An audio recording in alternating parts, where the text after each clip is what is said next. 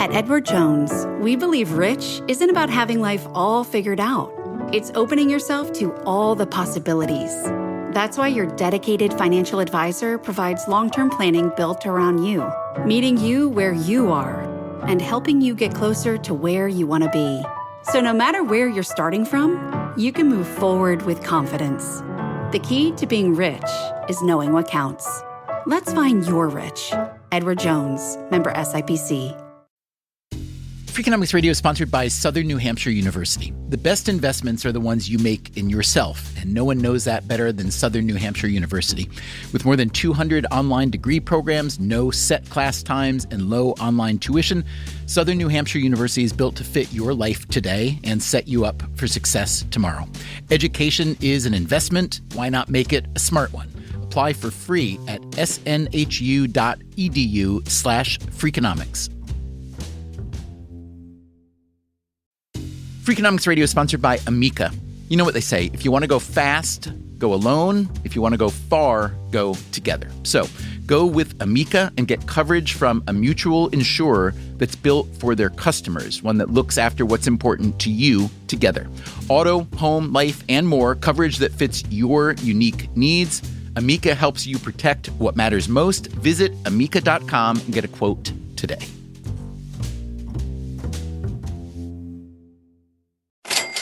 I grew up with a chip on my shoulder, like as if I had to make it for my family. I'd like you to meet Philip Buchanan. He grew up in Fort Myers, Florida. When I was young, I played a lot of sports. So I played baseball, my first sport, and when it came to summer trips, I didn't really take summer trips with my family because my teammates always wanted me to stay because I was like one of the best players. So I spent a lot of time at home and with my teammates. And so I have always worked on the idea of me making it professionally either in baseball or football. And he had reason to believe that this was a real possibility. When I turned 11 years old, I scored 5 touchdowns in one football game, and I hit my first home run. And so ever since then, I was like, man, I'm going to make it in football or baseball. I know I am. Buchanan's mother was his main parent. Like, my dad was my 7th grade English teacher. He was my basketball coach in middle school, which we won a championship. But he wasn't really in my life. He was around, but he wasn't really in my life like that. But I don't fault him. It's just, sometimes the way you're raised and where you're brought up. While he was still in high school, Buchanan says, the Cincinnati Reds offered him a $500,000 signing bonus to play baseball. As he recalls it, his mother pushed him to take the deal. But by then, football was his true love. So in 1999, he headed for the University of Miami, where he became a star player on a star-studded football team. Man, I can't even explain everybody that was on that team. But from that team alone, we had about 17 first-round draft picks, just first-rounders. It was so much fun. Well, Miami has erased all doubts about the national champion. They are clearly, unequivocally, and without doubt, the national champions of college football. In Buchanan's junior season, 2001, Miami went undefeated and won the national championship. It was considered one of the best college football teams ever. They beat their opponents by an average of 33 points, which, if you are not familiar with American football, that is a lot of points. Buchanan decided to forego his senior year of college and enter the NFL draft. The agent he chose was not the one his mom suggested. She had her eye on an agent with strong NFL connections. But he felt good about things. On draft day, in April of 2002, Buchanan's family threw a huge party at their house in Fort Myers. This is supposed to be a special moment, a happy day.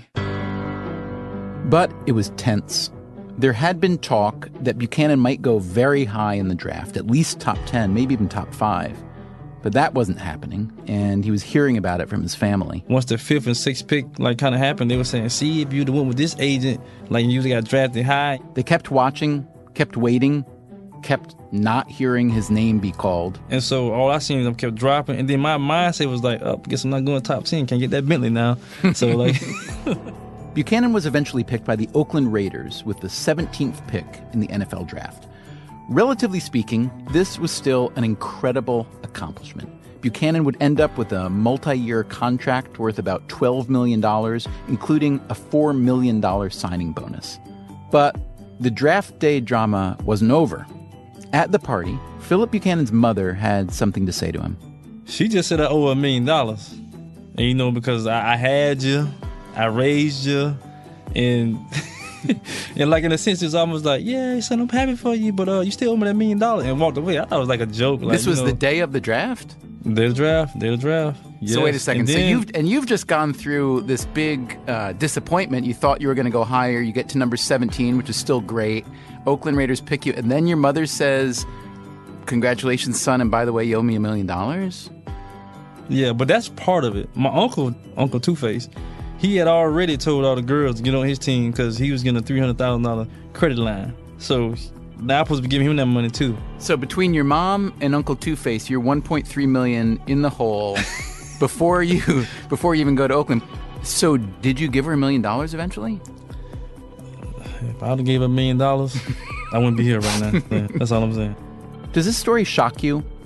If so, why? It shocks us because parents and children are not supposed to have a contractual obligation like if it were any other kind of business. But who says we're not supposed to have an obligation? Maybe kids should pay back their parents for raising them. I don't know. I think the reason why it doesn't automatically is because parents are legally the guardians of their children. That's the reason why nothing does happen. Should it happen? I don't really know.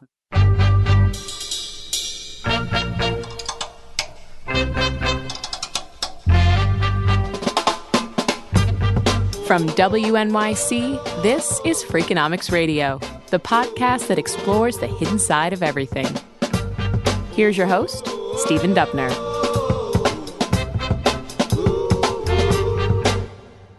What do you remember about the day you were born? Nothing, of course, right? Your young brain wasn't capable of recording a memory that you're able to access today. You weren't really capable of much at all. You couldn't walk, couldn't talk, couldn't feed yourself.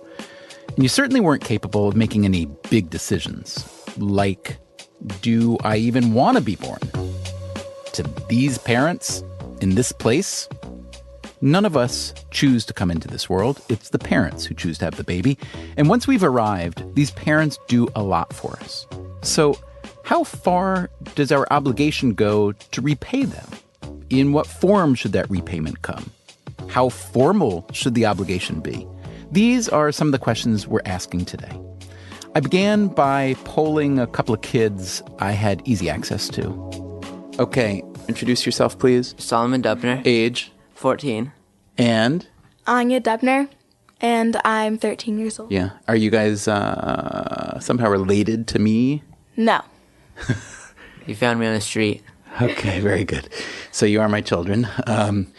And we're making an episode about what obligation children have to their parents when the children are grown and the parents are old. So any thoughts on that first? Well, it's kind of like an unwritten rule that children should help their parents with their health and with anything. Mm-hmm. Maybe when they can't drive anymore, help them drive or help them find people who could drive them.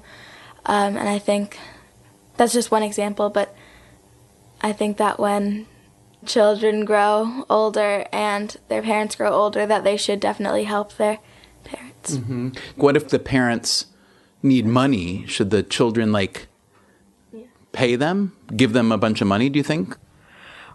You don't just, obviously leave your parents out to dry and not give them anything. Okay, so there was this instance where a football player named Philip Buchanan, who played for about... Football or football? Football, American football. Okay. An American football player named Philip Buchanan, who was drafted by the Raiders and then played for 12 or 13 years in the NFL. He grew up in a family without a lot of money, and he was a first-round draft pick, so he got a lot of money. And guess what his mommy said to him when he signed his contract? Give me all your money, give me none of your money. I don't know which. Something right in the middle. Give me half of your money. She said, you now, because I raised you, because I'm responsible for getting you to this point, you need to write me a check for $1 million. Wow. What would you do, Solomon, if you were in that situation? I don't know. I would... There's so many different variables I just can't answer. Name some of the variables that you would have to consider. Well, my relationship with my mother growing up. Mm-hmm. We should say Mom's in the room listening to this. So should we make Mom leave the room so you could give it more? Okay. I think it totally depends on the situation, how close you are with your parents, and if they've ever done anything wrong. But, I mean, of course, if you are able to give them money, then you should. But it depends on every situation, and it could be different for everyone. Okay, so let's hear a little bit more about the situation with Philip Buchanan. What'd you major in? I majored in football. Did you get a degree or no? Did you get a diploma? No, I didn't get a degree, but I went back and got my degree. And oh, you did? Once I got my degree in 2013, that's when I started writing the book, too. The book Buchanan wrote is called New Money, Staying Rich. It's intended especially for athletes and others who suddenly make a lot of money. See, the issue is once you make it, that's when you got to turn it up a whole nother notch. And you have to try to learn everything that you can learn about handling your money. So tell me how much money you made roughly during your whole NFL career, 10 seasons. Honestly, I don't even know. Well, your first contract you said was $12 million for 5 years. Then you went on to Houston was next, right? So, I mean, if we had to guesstimate, we'd say something like maybe 25 to 30 million? I would say 20-something, but I don't know exactly. What kind of financial shape are you in now? Oh, I'm good. So how'd you do that? It sounds like you made a lot of mistakes. You've admitted that. In the book, you write that you spent literally about $1 million in strip clubs, right? Is that true? That sounds like so much money to spend in strip clubs. Yeah, I mean, I spent money from just having fun, doing stuff, popping bottles, hanging out with friends. I mean, I blew a lot of money. I've also made some money, some investments. Outside of football? Yeah, outside of football. Yeah. So basically, by the time you got out of football a few years ago, you're still in good shape, yes? Financially? Yeah. Correct. Many former athletes are not in Buchanan's position. If you follow sports even a little bit, you've heard many, many stories about the former multi-million-dollar superstar who's lost everything. In a recent academic paper, the researchers Kyle Carlson, Joshua Kim, Anna Maria Lusardi, and Colin Kammerer analyzed financial data from all NFL draftees from 1996 to 2003. The median career length of these players was 6 years, which, the authors note, will provide an NFL player with more earnings than an average college graduate will get in an entire lifetime, plus a modest pension. And yet, the researchers found, roughly 1 in 6 players went bankrupt within 12 years of retirement, a much higher bankruptcy rate than the average person, who's also earning a lot less money. Even more sobering, the risk of bankruptcy doesn't decline even for athletes who make more money and have longer careers. In other words, there's almost no relationship between how much you make and the risk of going bankrupt. But overall, in this universe of people, the risk is very high. In most cases, there are 2 common themes.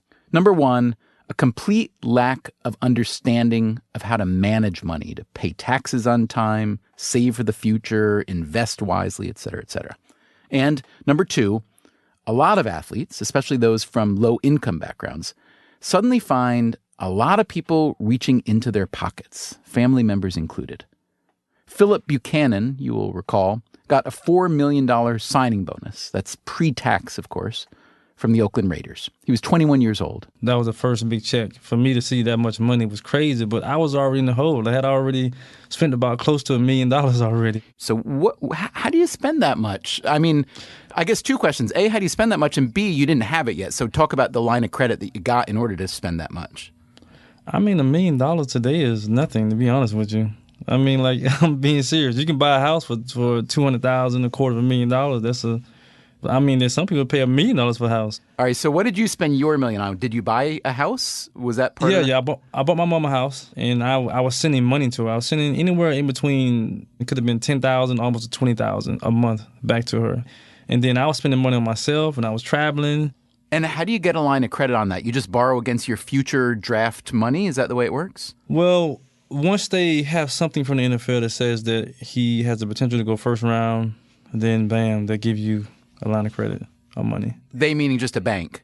Yeah, the bank. But the line of credit came from the agency that I was working for. They had a partnership with somebody. And so they felt very strong about me getting drafted. Well, I knew I was going to get drafted in the first round. Okay, so Philip Buchanan had already spent around $1 million. That's after-tax dollars. Even before he was drafted.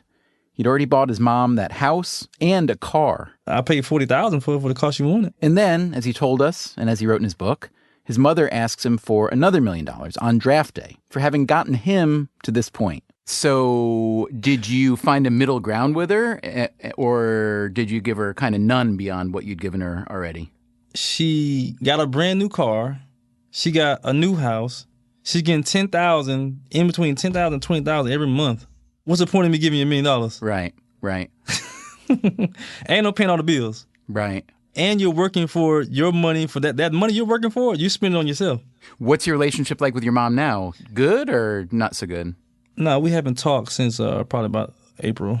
Well, which we were talking before that, but then since the press ran with the idea of what she said, which was true, I mean, she's felt some type of way. So, do you regret writing that, and do you regret saying it?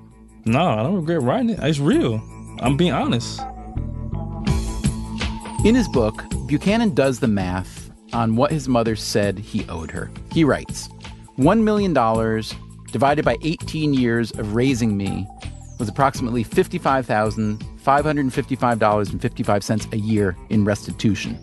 Except at age 17, I decided to move out of my mom's house, choosing to live with a close friend and his father because I no longer felt secure in my own home. Why, you ask? Because my mother let people come in and out of our house and take what they wanted. So technically, even if we went by her logic, I only owed her $944,444.44 for her services over 17 years. Is it petty that I'm knocking a year off her calculation?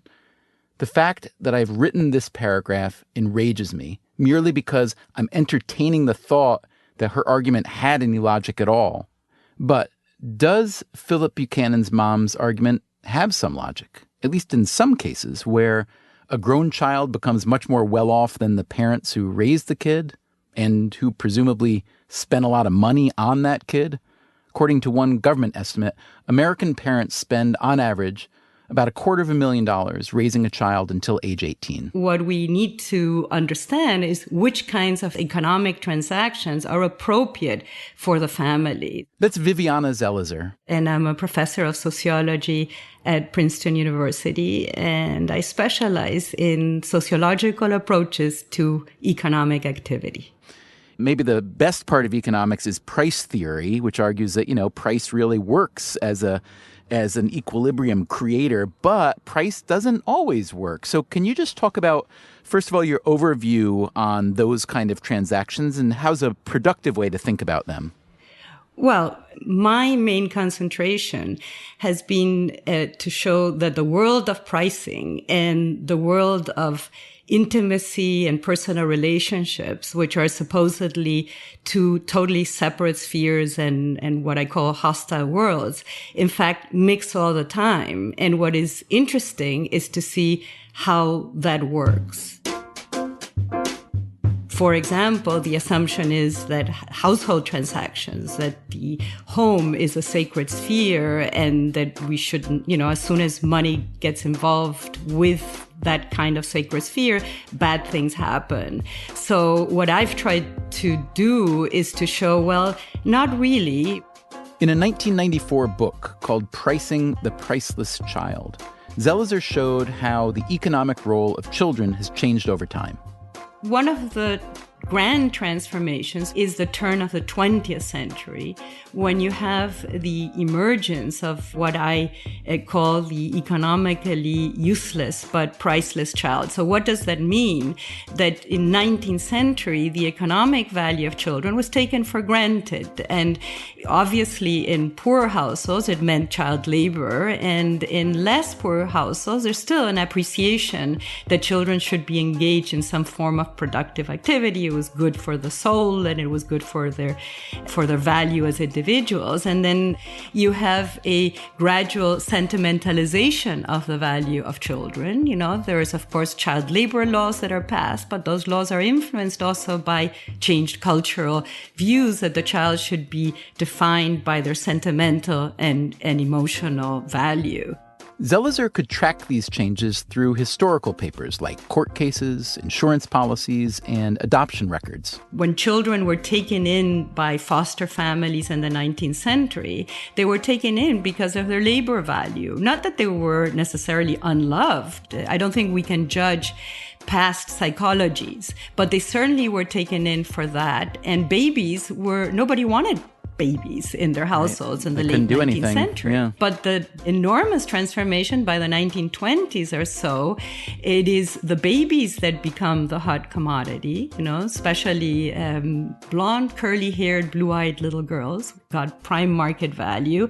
And then starts the fact that people don't want to adopt older children because now kids are adopted following these new sentimentally defined conceptions of children. They're adopting them for that emotional value and not for any kind of economic contribution. The late economist Gary Becker, in a 1960 paper called An Economic Analysis of Fertility, went so far as to call children consumer durables. That's the same category that contains refrigerators and cars. The whole idea, of course, is that parents make very rational calculations as to why they have children, right? The idea is that in the past, the value of children, you had children because they're going to help you in the farm or they're going to help you in old age. And then you decide to have children because they are valuable as consumer durables. So economists have spent a lot of time thinking about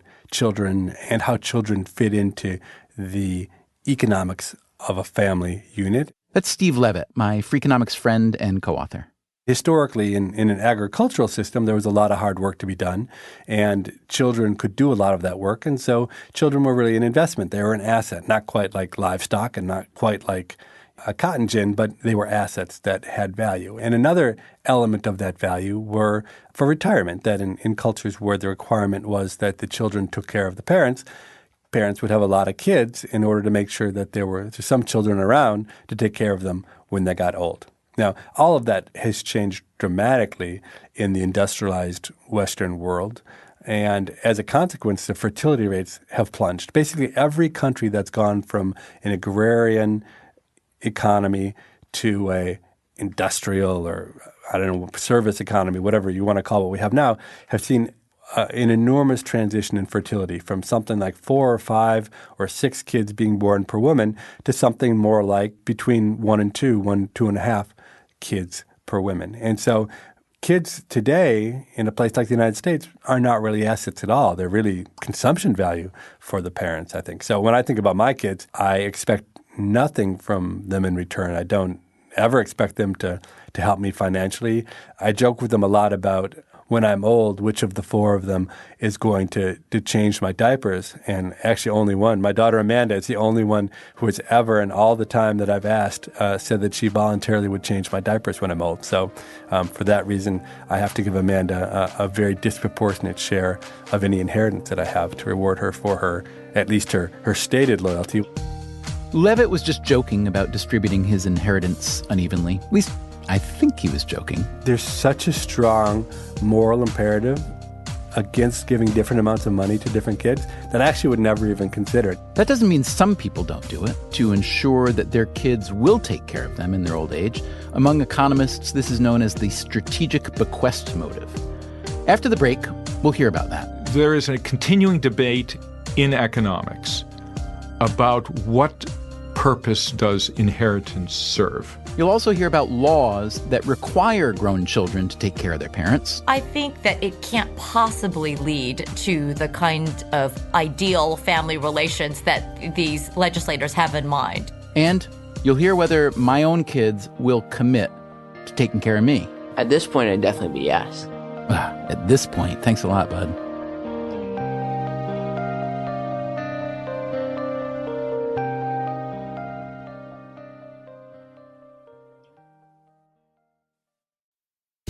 Freakonomics Radio is sponsored by Figure. Did you know that 40% of homeowners own their home outright? If that's you, don't let your equity sit idle. Tap it with a home equity line of credit. Figure, the #1 non-bank HELOC lender in the U.S., helps tap equity you've built in your home so you can do things like tackle a renovation or pay down debt. HELOC is a line of credit secured by your home. You can draw what you need, repay, and draw again. Figure offers a 100% online application. Get approved in 5 minutes and funding in as few as 5 days. It's faster than a bank loan and cheaper than a personal loan.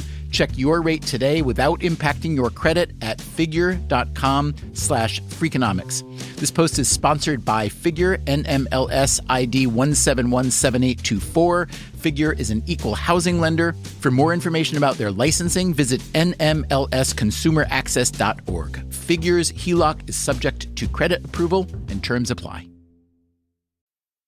Freakonomics Radio is sponsored by Everpure. Data is crucial to businesses, but managing it can create friction, risk, and manual work.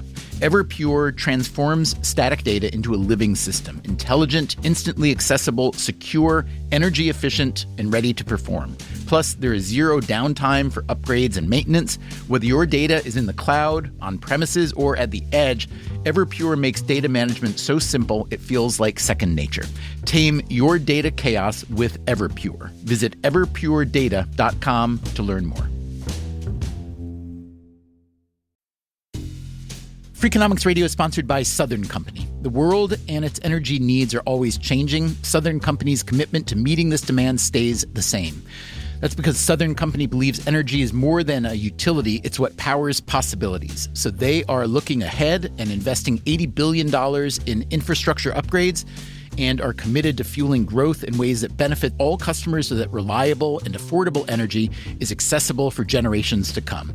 Go to southerncompany.com to learn more. Southern Company, building the future of energy.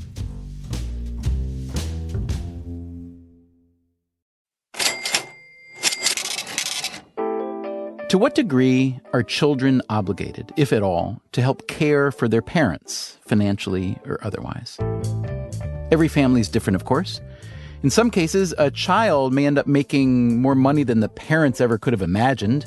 In others, a parent may be sitting on a pile of money that will be passed along only after death. In a case like that, is the inheritance a gift or perhaps something else entirely? Like part of a strategic bequest motive? It's a way of controlling children. That's Hendrik Hartog. I teach history and American studies at Princeton. I'm the author of several books, but most recently, Someday All This Will Be Yours, A History of Inheritance and Old Age. In that book, Hartog analyzes inheritance disputes from the 19th century. These were cases in which an older person had typically asked a younger person, often their child, to come take care of them in their old age. And if they did, then this is the someday all this will be yours, the child would get the property at the end. The cases came into being because the younger person had come there, had taken care of the older person, and then one way or another, the younger person typically ended up with nothing.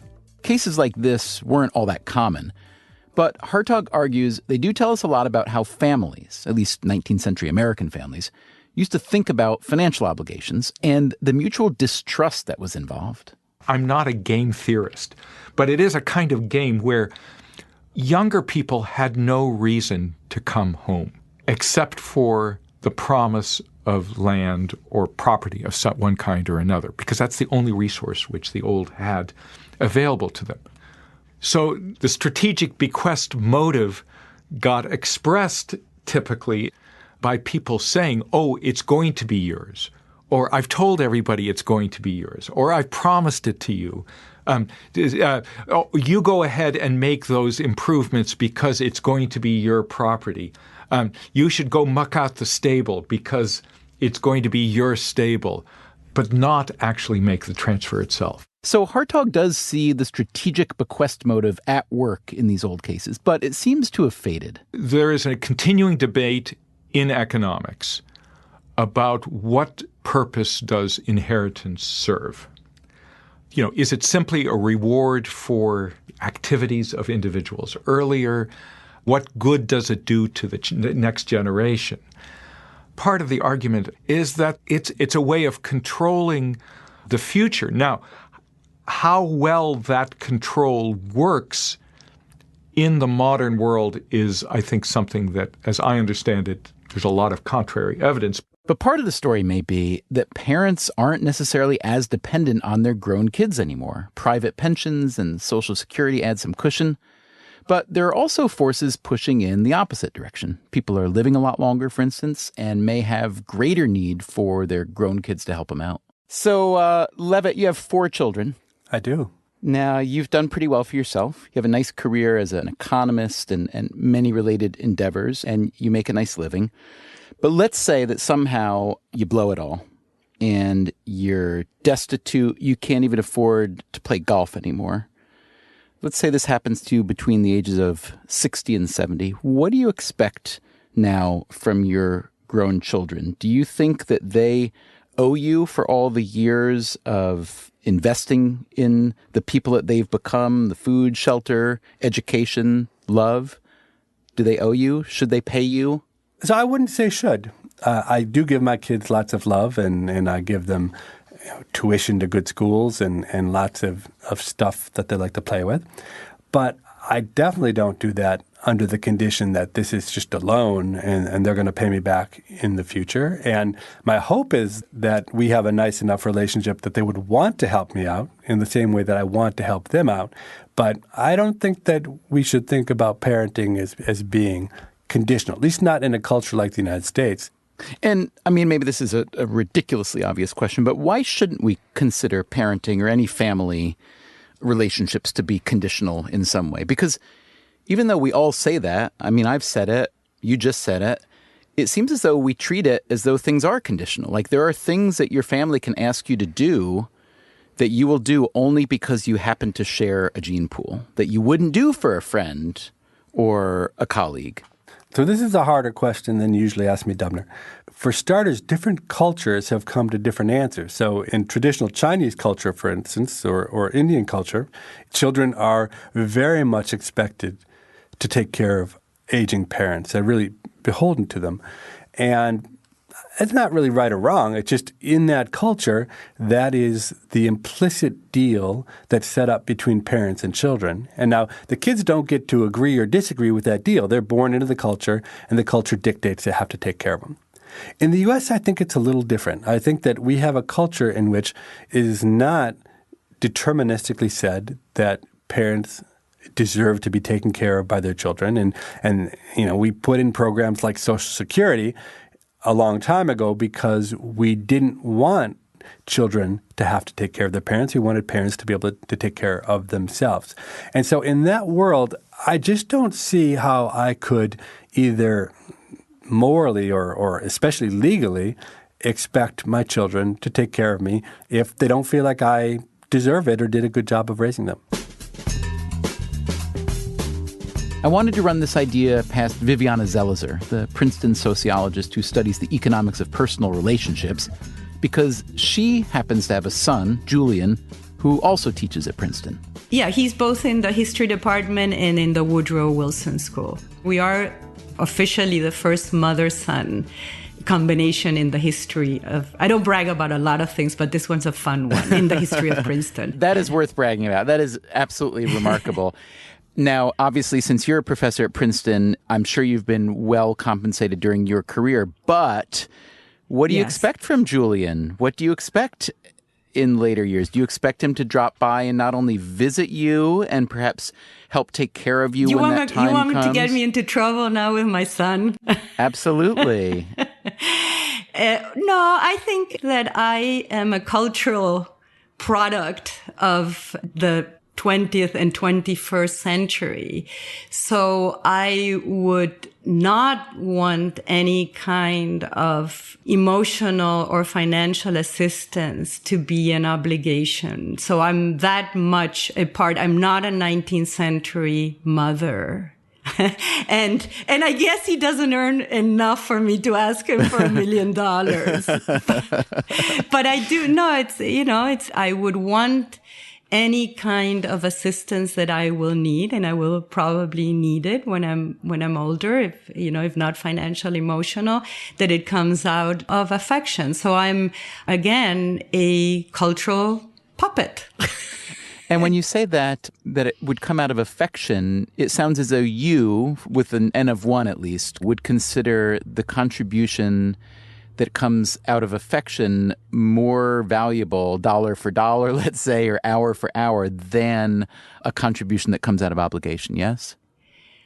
Look, you're going at the heart of contradictions that academics have. As a mother, I do.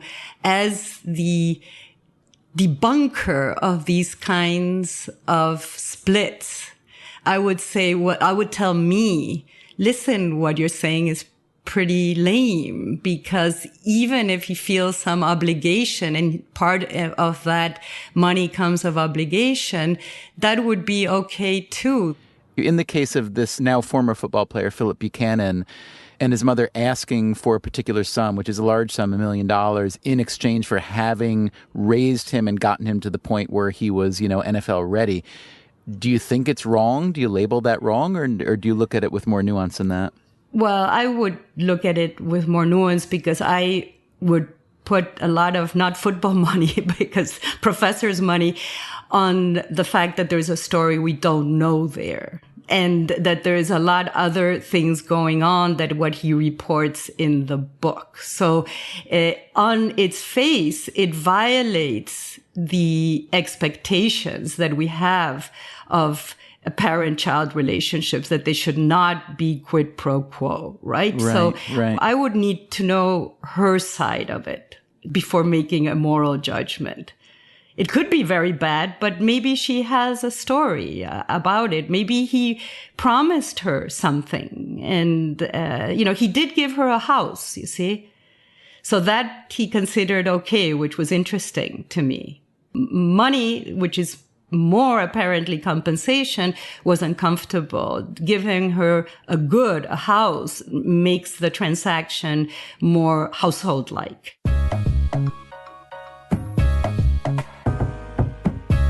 I did ask Philip Buchanan to put us in touch with his mom to hear her side of the story. Everything in my book is true, he told us, so let's just leave my mother out of this. She doesn't want to talk about this issue. We did try to reach her independently. Our producer spent a couple days on it, but were unable to. I also asked Buchanan if what Viviana Zelizer talked about was indeed part of his problem, that it wasn't necessarily that his mother asked for so much money, $1 million, but that she asked for money at all. Let's pretend for a minute that instead of you buying your mom a house and a car, which total were about $300,000, right? Let's pretend that instead of that, your mom had said to you, you know what, Philip, I know that you're willing to buy me a house and a car, and I love you, baby, and you're going to have a great career. But rather than the house and the car, just give me the cash. Just give me $300,000. Would you have done that? Would that have felt different? I mean, why would I want to give her $300,000 without her telling her what she's going to do with it? Right. That to me, that doesn't make sense. So now if she said I got this plan to do this and do all that, and I'm probably gonna need about $300,000, and I can generate some money, and then I can figure out a way to pay you back the money that you gave me too. Now that would have sounded more attractive, but then again, like when you're dealing with your mom, when you first get money, it's like I gave my mom the money, and I don't really expect it back. What percentage of NFL players do you think buy their mom a house? That is an unwritten rule. I think all of them do that. That's normal. That's just something, and some players can't do it right away, and some players want to do it right away. But eventually, if they can do it, if every player can buy their mom a house without a problem, they'll do it, and a car. I asked Steve Levitt whether he thought Philip Buchanan's mother was right or wrong for asking for that money. So you know that I never deal in right and wrong. So it's a hard question to answer. If I'm that mom, can I see myself doing it? Absolutely. If I'm that kid, can I see myself wishing my mom hadn't done it? Absolutely. If I'm that kid, do I give my mom that money or not? I don't know. It kind of depends, I suppose, about how nice my mom has been to me. But I certainly understand the incentives involved on all sides. But I'm almost sure if she tried to take a legal case that there's no chance that she could win that, given the way our culture's evolved. Maybe, but maybe not. It turns out there are laws, at least in some places, that require adult children to help provide for their parents if they've fallen on hard times. They are known as filial responsibility laws. Filial responsibility statutes are very weak efforts to ensure that the young will support the old if they are needy. That, again, is Hendrik Hartog, the historian. The laws, he says, go back to Victorian England, when local governments had to provide for the poor. For them, the laws were a practical solution. Basically, you don't want to have to raise taxes in order to pay for the old geezer you have to take care of, so you go after his children. If a old person ended up on the equivalent of welfare, that is, in the local poor relief, then the overseers of the poor could go after their children if they could find their children. The problem was that they usually couldn't find them. Some other governments passed their own filial responsibility laws, including, believe it or not, roughly half the states in the U.S. And these laws remain on the books, even though you'd hardly know it. They rarely are enforced. Very, very, very, very rarely.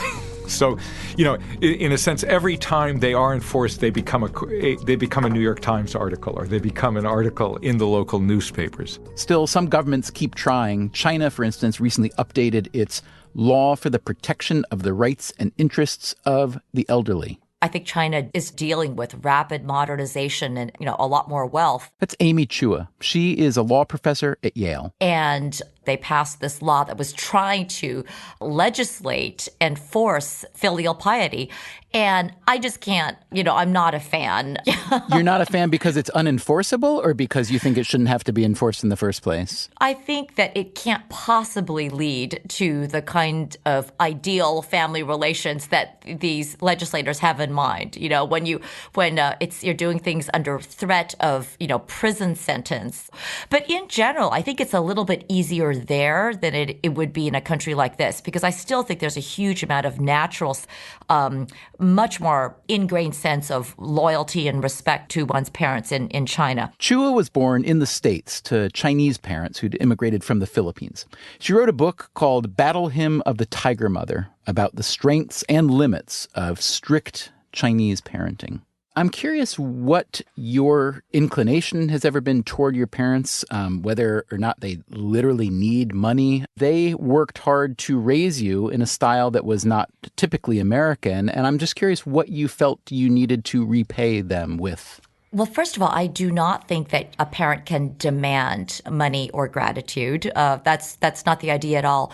But in my own case, I feel enormous obligation, debt, gratitude towards my parents. It's a very, I don't even want to call it Confucian filial piety thing, but it's very different. I've always felt that I do need to repay my parents, not because they demanded it, never, but because I just feel that they deserved it. What do you mean? You mentioned Confucian filial piety. What do you mean by that?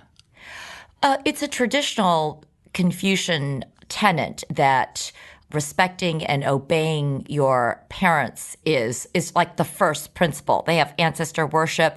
I mean, taken to the 100th degree, and to a point that I think it can be pathological. So I don't. There was something like the ideal family is 5 generations under one roof. Oh my gosh, that would be a nightmare, But in moderation, it just means that your parents take care of you, and then there's a cycle where you start, as they get older, you start taking care of your parents, and they are first and foremost, the grandparents are the most important people. There are other views from antiquity, however, which suggest that as much as ancestor worship and providing for our elder parents may be a desirable thing, it doesn't necessarily jibe with human nature.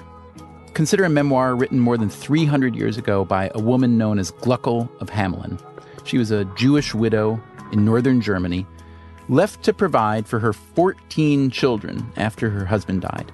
The memoir was meant to teach her children how to carry on in the face of adversity. It opens with a story about parents and children, a folktale really, and I wanted to run this story past my own kids, Solomon and Anya. Okay, I want to read you guys something, and I just want to hear your response to it, okay? A bird once set out to cross a windy sea with its 3 fledglings. You know what a fledgling is? Yeah, baby bird.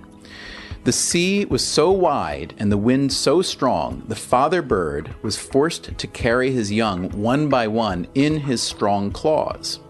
When he was halfway across with the first fledgling, the wind turned to a gale, and he said, "My child, look how I am struggling and risking my life in your behalf. When you are grown up, will you do as much for me and provide for my old age?" The fledgling replied, "Only bring me to safety, and when you are old, I shall do everything you ask of me." Whereat, can you guess what's going to happen? Dad drops a bird. Do you know this story? No. Oh, you're right, though. Whereat the father dropped his child into the sea, and it drowned. And he said, "So shall it be done to a liar such as you." Then the father bird returned to shore, set forth with his second fledgling, asked the same question, and receiving the same answer, what do you think happens this time, Anya? He drops him. Yep, drowned the second child with the cry, "You too are a liar." Finally, he set out with the third fledgling, and when he asked the same question, the third and last fledgling replied, "My dear father, it is true you are struggling mightily and risking your life in my behalf, and I shall be wrong not to repay you when you are old, but I cannot bind myself. This, though, I can promise. When I am grown up and have children of my own, I shall do as much for them as you have done for me." Whereupon the father bird said, "Well spoken, my child, and wisely. Your life I will spare, and I will carry you to shore in safety." So what do you think of that story? Well, I don't think that the father should have dropped his children to their death. But, yeah. Solomon, let's say 20, 30 years from now, I'm old, I'm poor, I got nothing, and I say to you, "Solomon, come help me, take care of me." What's your response going to be? That's what I want to know today, right now. At this point, it'd definitely be yes. Anya, what's your answer? Yes, of course. Yes, of course. So if I were a father bird with both of you in my talons right now, what should I do? Should I drop you in the ocean, or should I believe you? Well, according to the story, you probably would, because that's pretty similar to what the other bird said. You know, there are some countries where there are laws, including the U.S., but they're never enforced, where children have to visit their parents when they're older and have to do other things to take care of them. Do you think there should be laws like that? I actually don't think that there should be. It depends on everyone's relationship with their parents, or if their parents even want them to visit. It just depends on so many things that I think that it shouldn't be a law to have to visit somebody in your life. Now, you guys are pretty young, but you both know the way life and civilization and family life has changed a lot in the last 100, 200 years, right? And in the old days, like a lot of grandparents would live with the family and things like that, right? And so that children and grandchildren even would help take care of grandparents and so on. That seems to happen a lot less now. Do you think because that happens a lot less now, especially with money, that children should in some way be obligated to pay for their parents? Or do you think that kind of changes the relationship in a way that makes it more like a business transaction than family? That's a good point about the business transaction. But I think in general, a kid should definitely take care of their parents when they get older. Solomon, I can't wait to play you this tape like 30, 40 years from now. And Anya, I'm going to play you the tape, and I'll say, "Anya, do you remember you said that, you know, there's no real law, there shouldn't really be a law, but kids should definitely take care of parents." So if I say, "Anya, you got to come over and clip my toenails," what are you going to say then? Ugh. Would you? You'll be there? Yeah. What will you help me with if I need help? I'll make you food. Okay. I don't want to help you get dressed. Yeah, that's a little... I'll help you move things. I'll read to you. I'll do what you need. But I won't help you get dressed. Anya, what are you going to do for me? Well, I would probably be the one to cook, and then I would do what Solomon would do. Can I tell you something? I totally believe that you guys would help. Of course. I would help you get dressed if you needed it really badly. Thought I should say. Thanks, Solomon. I appreciate Me it. too. Except I'm a girl. So let me quote the father bird. "Well spoken, my children, and wisely. Your lives I will spare, and I will carry you to shore in safety." But you know, the truth is I know that your job is to take care of the next generation. It's not really to take care of us. But I think you'll take care of us, okay? Yeah? Yeah. I love you guys. You too. You too, Steve.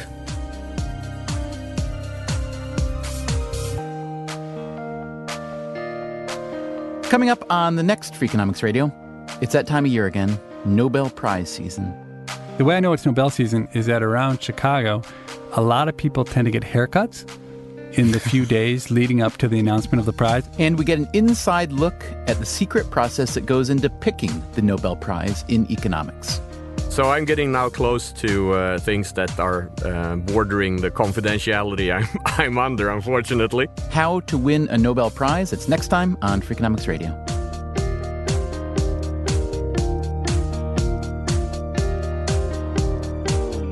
Freakonomics Radio is produced by WNYC and Dubner Productions. Today's episode was produced by Greg Rozalski.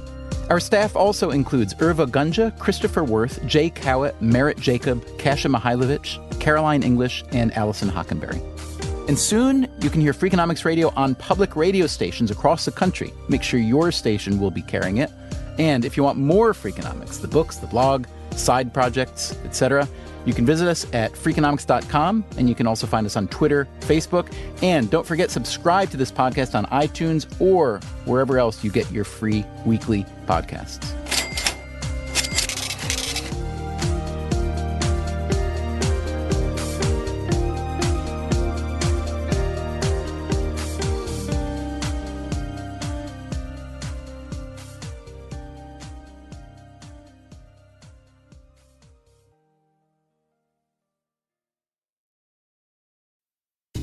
Freakonomics Radio is sponsored by Ozempic. Innovation happens through rethinking what's possible, and when it comes to GLP-1s, Ozempic pill does just that. Learn more about Ozempic semaglutide tablets, 4 and 9 milligrams, by calling 1-833-OZEMPIC or visit Ozempic.com to view the medication guide and ask your doctor what's possible with FDA-approved Ozempic pill. Hi, I'm Angie Hicks, co-founder of Angie. One thing I've learned is that you buy a house, but you make it a home. For decades, Angie's helped millions of homeowners hire skilled pros for the projects that matter. Angie, the one you trust to find the ones you trust. Find a pro for your project at Angie.com. Breathe in. Feel the sense of calm that comes from having up to $300 in overdraft protection with Go2 Bank. Now... Did you say $300? Yes. Now, back to our breathing. So if I overspend my balance, Go2 Bank has my back up to $300? Yes. Can we breathe out now? Less worries, more zen, with over $300 in overdraft protection. Tap to open an account today. Eligible direct deposits and opt-in required for overdraft protection. Fees, terms, and conditions apply.